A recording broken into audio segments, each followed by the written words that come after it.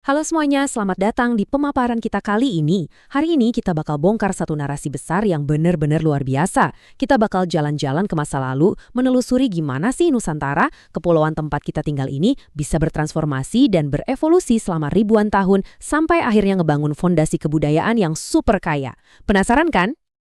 Tapi tunggu dulu, sebelum kita melangkah lebih jauh, kalian pernah mikir nggak sih, gimana caranya kita bisa benar-benar tahu apa yang terjadi di Nusantara 1000 tahun yang lalu? Maksudnya gini, sejarah itu kan bukan cuma daftar fakta yang tiba-tiba jatuh dari langit. Sejarah itu proses investigasi yang nggak ada hentinya. Semacam perjalanan seru buat nemuin dan nyusun lagi kepingan bukti yang berserakan. Oke, mari kita mulai. Di pemaparan ini, kita punya 5 langkah seru buat ngebahas sejarah Nusantara. Mulai dari dasar ilmu sejarah Nusantara, lalu masuk ke era kerajaan Hindu-Buddha, terus puncak kejayaan dan sinkretisme, dilanjut sama teori kedatangan agama Islam, dan terakhir, proses akulturasi budaya damai.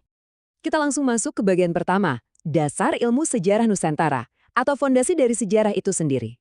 Nah, ilmu sejarah itu sebenarnya ibarat titik temu yang cantik banget antara sains, seni, dan narasi. Dibutuhkan ketelitian tingkat tinggi, persis kayak detektif yang lagi ngerangkai petunjuk rahasia dari berabad-abad lalu. Tujuannya, ya untuk menyusun kembali cerita masa lalu, biar nggak cuma akurat, tapi juga punya makna buat kehidupan kita sekarang. Dan ngomong-ngomong soal petunjuk, senjata utama para sejarawan itu namanya sumber primer. Ini tuh kepingan puzzle yang paling penting. Sumber primer ini bukti langsung dari sebuah kejadian di masa lalu.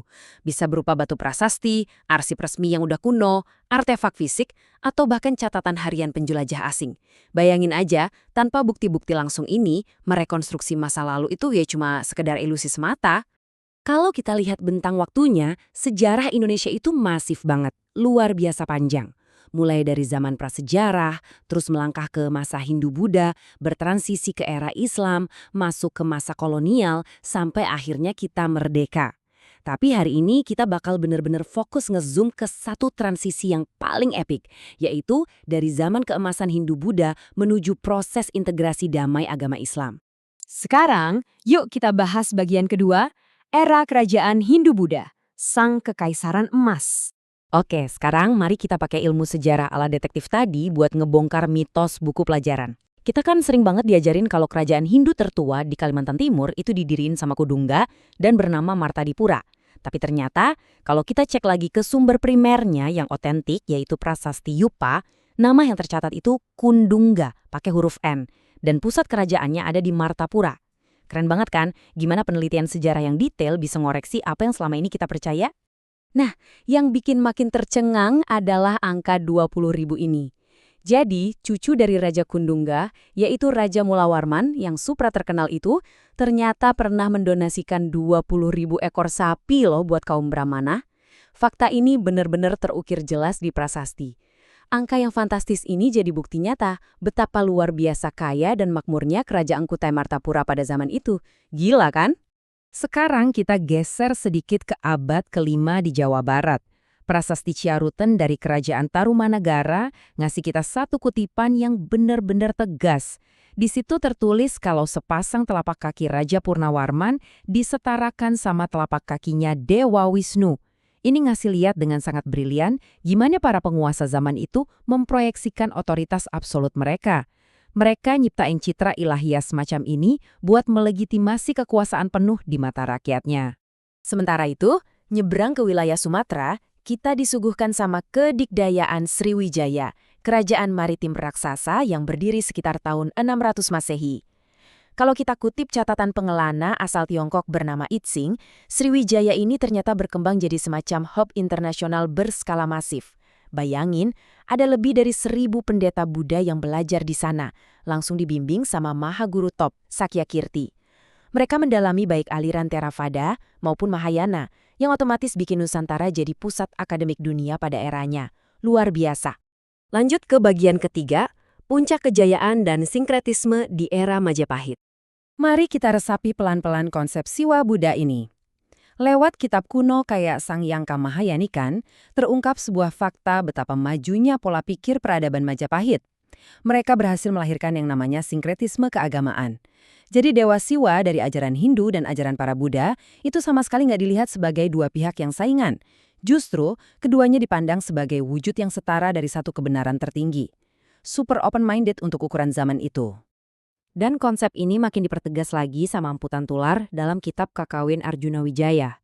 Beliau nulis kalau Buddha dari berbagai penjuru alam itu pada hakikatnya sama persis dengan penjelmaan Dewa Siwa. Bener-bener nggak ada bedanya. Nah, pemahaman filosofis kuno yang luar biasa toleran inilah yang akhirnya ngebangun fondasi paling vital buat masyarakat Nusantara, supaya bisa hidup berdampingan secara damai walau keyakinan mereka beda-beda. Kita masuk ke bagian keempat, teori kedatangan agama Islam menyambut datangnya sebuah era baru. Pertanyaannya, kapan dan dari mana tepatnya Islam mulai menyebar di Nusantara? Di dunia akademis, ada 3 teori utama nih. Pertama, teori Arab, yang meyakini Islam datang langsung dari Mekah di awal abad ke-7. Kedua, teori Gujarat, yang berpendapat kalau Islam masuk lewat jalur pedagang India pada abad ke-13. Dan yang ketiga, teori Persia, yang ngeliat masuknya Islam berbarengan sama tradisi Syiah dari Iran juga di abad ke-13. Tapi poin krusialnya begini, kita harus selalu kembali ke sumber primer, persis seperti prinsip ilmu sejarah yang kita bahas di awal tadi. Sejarawan kan nggak memihak, mereka murni memaparkan bukti. Misalnya teori Gujarat, itu didukung kuat sama gaya nisan di makam Sultan Malik al-Saleh tahun 1297. Terus, teori Arab dikuatkan lewat catatan sejarah dinasti Tang dan Yuan dari Tiongkok. Sementara teori Persia bisa dilihat dari tradisi perayaan Asyura di Sumatera dan penemuan nisan-nisan beraksara Arab. Bukti-bukti fisik inilah yang jadi fondasi tak terbantahkan dari ketiga teori tersebut. Dan akhirnya kita tiba di bagian kelima, proses akulturasi budaya damai, sebuah integrasi kedamaian. Satu hal yang harus kita banggakan, Islam itu nggak disebarkan lewat peperangan atau paksaan loh di Nusantara. Kesuksesannya benar-benar murni hasil dari integrasi damai dan bertahap melalui 4 jalur utama. Pertama, lewat jaringan perdagangan maritim internasional yang sibuk banget saat itu. Kedua, lewat pernikahan campur dengan penduduk lokal. Ketiga, lewat jalur pendidikan dengan munculnya sistem pesantren. Dan yang keempat, ini yang mungkin paling epik, asimilasi lewat seni dan budaya tradisional kita. Kecerdasan kultural tingkat tinggi ini benar-benar menonjol pada tokoh-tokoh Wali Songo di Jawa. Alih-alih menghapus budaya masyarakat lokal yang udah mengakar kuat dari era Hindu-Buddha, para Wali Songo ini justru merangkulnya.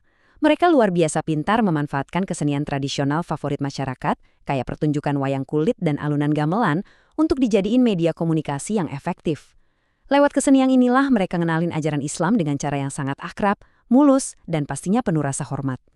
Akhirnya, perjalanan kita menelusuri waktu hari ini bawa kita ke satu pertanyaan penutup yang harus banget kita renungkan bareng-bareng.